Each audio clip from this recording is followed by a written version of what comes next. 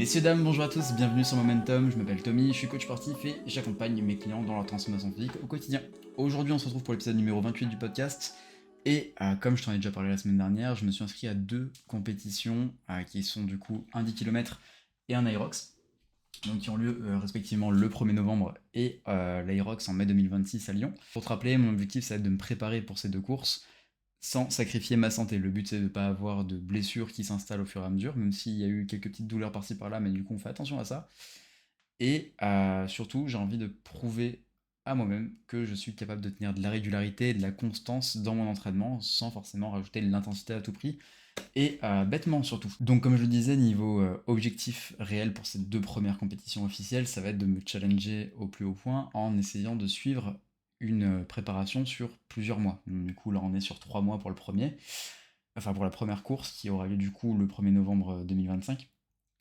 Et je ressens un petit besoin de tester ma régularité, non pas que j'ai du mal à tenir mes séances de manière générale, mais c'est plutôt tenir la programmation et tenir un objectif final qui là pour le coup est un objectif qui à une date butoir et qui me coûte un petit peu aussi financièrement. Le but c'est d'arriver jusqu'à ce point B. Avant je me mettais des objectifs qui allaient pouvoir s'arrêter un peu quand je le souhaitais, un petit peu avec des objectifs de fin d'année ou des choses comme ça, mais plus sur des performances à atteindre plutôt qu'il y ait une échéance. Et ça va être là tout le shift entre mes anciens objectifs et cet objectif-là, enfin ces objectifs-là en l'occurrence. Le but, ça va pas être de proposer une performance incroyable. Pour le 10 km, je vise juste un sub 1 heure, donc courir ces 10 km en moins d'une heure, soit une allure de 6 minutes au kilomètre ou une vitesse de 10 km/h. Donc c'est un objectif qui peut sembler plutôt atteignable pour beaucoup, mais moi étant pas forcément habitué à la course, en tout cas étant pas un grand coureur dans l'âme, et avec un mental sur les, sur les épreuves d'endurance assez foireux, le but ça va être de réussir à atteindre cet objectif-là et de surtout ne pas me blesser durant cette progression. Là, comme je le disais juste avant, j'ai une petite douleur qui est apparue au niveau du piriforme et du nerf sciatique. Donc ça, je sais que c'est que j'ai voulu y aller trop fort au niveau du fractionné dès le départ. Donc du coup là, j'ai revu un petit peu à la baisse et on va voir comment ça va se passer tout simplement. Tu l'auras compris, l'objectif principal de tout ça, c'est de réussir à tenir cet objectif un peu moyen à long terme et tenir surtout la régularité de l'entraînement sur autant de temps et ne pas me démotiver et surtout garder l'objectif en vue. Donc l'optique pour cette prépa, ça va être de pas tout donner à chaque fois, ça va être d'essayer d'être un petit peu plus logique sur la préparation et de pas tout donner d'un coup pour finir cramé. Encore une fois, je reviens sur les blessures, etc. J'en ai eu quand même pas mal dans le passé. Là, j'ai pas envie que ça revienne une fois de plus. Donc, du coup, le focus va être sur la progressivité. Désolé, il y a eu un petit bug caméra pour ceux qui regardent la vidéo sur YouTube. Euh, comme je te disais toi aussi juste avant, j'ai eu un petit ressenti au niveau du fessier droit, une petite douleur au niveau du piriforme, enfin, a priori ça serait ça, qui s'est installée à force de faire du fractionné sur des 400-600 mètres ou des choses un peu plus comme ça sur des allures plus hautes que ce que j'avais l'habitude de tenir. La structure elle n'était pas forcément adaptée, enfin habituée en tout cas.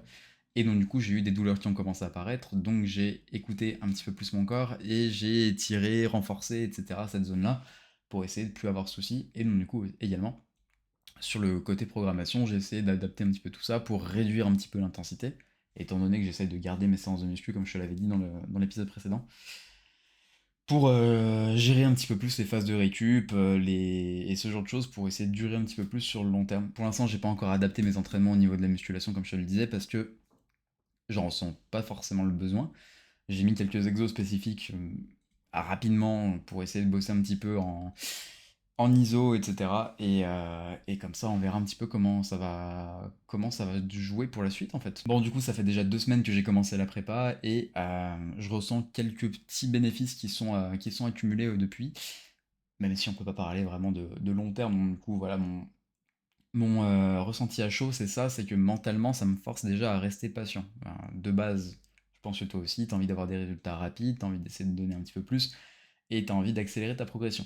Donc là, déjà, ne serait-ce que sur le petit bobo qui est apparu, ça me calme rapidos, et je me dis qu'il faut essayer de relativiser, ralentir un petit peu, et de toute façon, le progrès va arriver, étant donné que la régularité va rester. À côté de ça, en parlant de petits progrès, j'arrive à les voir, et j'essaie de me concentrer là-dessus pour essayer d'aller vers l'avant, et essayer de progresser de plus en plus. Concrètement, je me sens beaucoup plus aligné avec ma pratique sportive, parce que du coup, j'ai un vrai objectif concret qui peut donner du sens à mes séances et je suis pas en train de courir comme un teubé sur sur un tapis pour peanut en fait. Donc du coup, maintenant qu'il y a l'objectif, je sais pourquoi je fais les choses et c'est un petit peu plus facile de me motiver à aller courir à 7 heures du matin sur un tapis en plein cagnard parce que du coup maintenant il y a cet objectif de course où je suis inscrit. D'ailleurs je sais plus si je l'avais dit, la première course pour le 10 km j'ai réussi à trouver une place donc du coup je suis inscrit sur celle-là, maintenant il manque plus qu'à trouver la place pour l'Aerox en duo. Bon du coup aujourd'hui c'était un épisode un petit peu plus court pour t'expliquer comment je voyais un petit peu ma préparation et savoir ce que je voulais mettre en œuvre au niveau de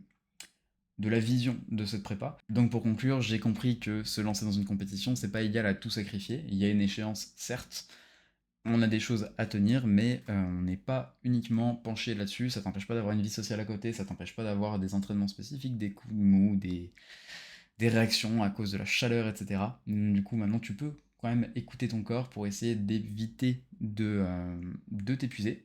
Là, je vais essayer de me prouver à moi-même que c'est une opportunité de prouver que je peux performer sans me défoncer quoi que ce soit. Et pour toi, si tu as peur de te lancer, essaie de commencer petit, trouver une petite échéance qui pourrait te permettre d'avoir un petit défi personnel. Que ce soit du coup une échéance officielle comme ça et te forcer à porter un dossard par exemple pour aller courir 5 km ou marcher 5 km même. Ou alors essaie de t'engager auprès de tes proches pour essayer de créer cet objectif avec une date butoir pour essayer de te challenger un petit peu. Si cet épisode t'a plu et t'a parlé un petit peu, tu peux le partager à un ami, tu peux lâcher un petit like, un petit abonnement, laisser une note sur Spotify ou un commentaire, ça m'aide énormément. Moi je vais te laisser, je te dis à la semaine prochaine, on se retrouve dimanche 18h. Salut!